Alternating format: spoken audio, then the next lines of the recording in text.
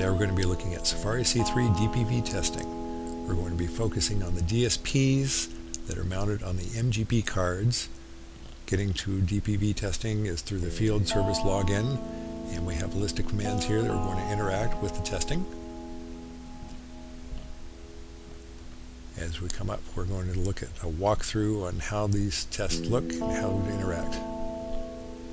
Here we're at our main OSE shell, entering into CLI. We'll do a login, field service. We'll enter our password, and then we're going to look at a list of the commands by entering DPV, return. And here's our entire list of program commands to interact with. So we're going to start with DPV show, which will show us the status of what's happening right now. DPV tests are not running, and you can see that some of these Humvee tests, they're enabled, they're not run. These are not the ones that we want. We want DSP to IP tests.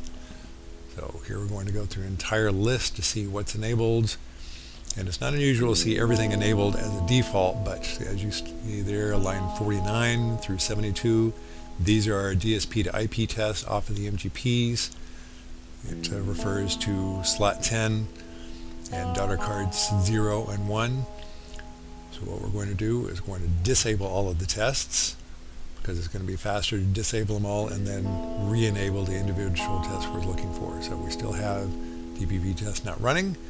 We see that all the tests are disabled at this point. So now we're going to start enabling the individual tests, starting at 49, going through 72. Their former status is disabled. And once we get all these enabled, high-speed recording here, then we're going to do another status. We're going to see what is running. DPV show once again. And there we can see that they are enabled.